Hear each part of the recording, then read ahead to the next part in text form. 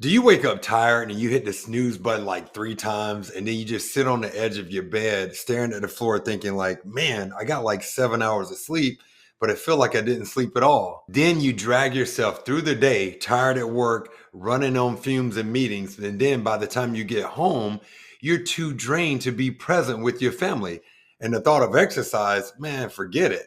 Then you crash into bed and only to wake up and do it all over again. If that sounds like you right now, you're not broken and you're not alone. This level of fatigue is part of a $411 billion problem in America. And here's what that means for you personally. The average tired worker loses around 11.3 days of productivity per year. So if you make around 100 grand, that's costing you personally about $4,400 in lost performance. And hey, I'm Coach CC Matthews, and for the past 17 years, I've been helping 6 to 7 figure entrepreneurs optimize their health and take back control of their energy. And in this video, I'm going to be sharing 4 simple science-backed fixes that will help you wake up ready to dominate your day and still have energy left to truly show up for your family at night.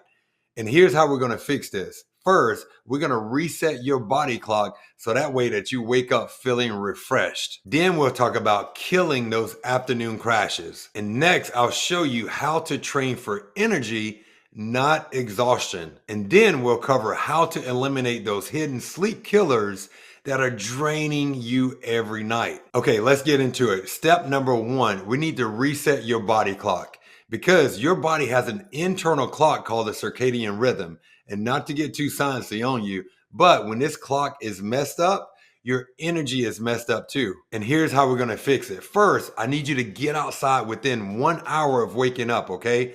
Walk your dog, drink your coffee on the porch, or just sit outside for a few minutes. But here's what most people don't know. You need about 1,000 lux of light.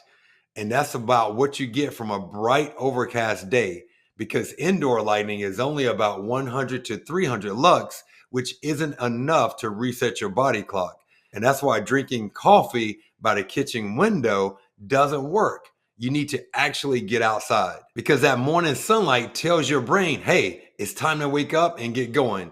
And it helps you feel naturally tired at night. Second, I need you to stop drinking coffee around 2 or 3 p.m. And this is even if you think that caffeine doesn't bother you, because here's the science. Caffeine has about a 6-hour half-life, meaning if you drink coffee at around 4 p.m., roughly 25% is still going to be in your system at 10 o'clock at night, which is blocking your natural sleep chemicals. And that's the reason why you can't fall asleep or get deep sleep. And then third, I need you to dim your screens at night. So 2 hours before bed, use night mode or blue light glasses. And it's a small change that makes a huge difference. And step number 2, here's how we're gonna kill the 3 p.m. crash. Let's talk about that afternoon crash. You know, the one at 3 p.m., you're staring at your computer screen, but your brain just feels like mush and you need more coffee just to think. And here's what's actually happening. Your blood sugar is going up and down like a roller coaster. And here's how to fix it. I need you to take a 2 to 10 minute walk after you eat, because research shows that a 10-minute walk after eating reduces your blood sugar spike significantly compared to when you're sitting. And all you need to do is just walk around the block or just pace while you're on the phone call at work. And this is going to keep your energy steady throughout the day. And as far as what to eat protein first, okay? Especially at breakfast, and try to aim for around 30 to 40 grams of protein. And think about eggs, Greek yogurt, or a protein shake, because protein keeps your blood sugar stable and your brain sharp. And hey, don't sit down for too long. Every 30 to 45 minutes, stand up, move around, like go for a 2 to 3 minute walk, because these little movements does wonders for your energy. And here's something that people miss. Even a mild dehydration reduces your thinking ability and it increases fatigue. So drink water throughout the day and not just when you're feeling thirsty. And here's a little quick hack that I like to share with my clients. Whenever you wake up in the morning, and I call this front loading your day with hydration and electrolytes, what you want to do is take about a pinch or a quarter of a teaspoon of Himalayan pink salt and place that or stir it into a good 12 ounces of water and drink that in the morning, first thing when you get up. Don't chug it, okay? Just take a sip or sip on it for about 2 minutes. And again, that's going to front load your day with electrolytes and hydration. And step 3, I need you to train for energy, not exhaustion. Okay. So here's the truth. If you're doing these crazy long workouts thinking you're getting your energy back, you're actually making it worse because you're increasing your cortisol and your body thinks that's just more added stress. So here's what actually works. Do 2 to 3 full body workouts each week. And I need you to stick to the basics, okay? Squats, presses, rows, deadlifts. You can do it all in like 30 minutes. You don't need a crazy long hour or hour and a half workout to get it done. And then add easy cardio once or twice a week. And that means walking fast, easy bike riding, or rowing where you can still talk without giving out a breath. And this is going to build your stamina and it keeps your energy steady all day. And then on those busy days when life gets hectic, just do what I call exercise snacks. And these are like a 1 set of push-ups, walk up some stairs, or do some body weight squats for like a minute between your calls.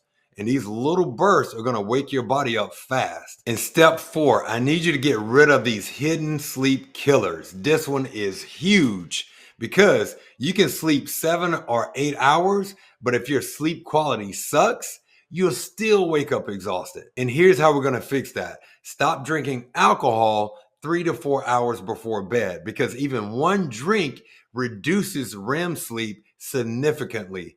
And REM is crucial for thinking clearly and handling stress the next day. So that glass of wine that you're drinking for dinner is actually making you more tired tomorrow. And I speak from experience because I love a good tequila drink. But when I found out how it impacts my rest and my sleep, I had to ditch it. And once I got rid of it and saw that my sleep improved, I never looked back. And trust me, I'm not telling you to like give up alcohol forever, but I encourage you to put it on the shelf for around 2 weeks and then see how your sleep improves. And I get a lot of pushback from this initially with clients, but when they see the improvements they've made in their sleep, they all thank me for it later. And also check to see if you have sleep apnea, because here's a scary stat. A large percentage of men over 40 have sleep apnea and don't even know it. So if you snore, you wake up tired, or your partner says that you stop breathing at night, you need to go ahead and talk to your doctor because fixing sleep apnea can literally change your life overnight. So here's what to do to make your bedroom perfect for sleep. Keep it cool around 65 to 85 degrees, okay? And make it dark with blackout curtains. And you need to keep it quiet with a white noise machine or just a standard fan. And hey, don't feel like you have to do every single last one of these steps that we discussed in this video today. Just pick 1 or 2 of these and start it this week. And you'll see a difference just from that. And hey, if you're a 6 to 7 figure entrepreneur and you want to discuss how to optimize your health, I'll put a link in the description below so that way you can book a strategy call with myself and we'll map out a personalized plan that optimizes your health around your demanding schedule. I'll catch you on the call.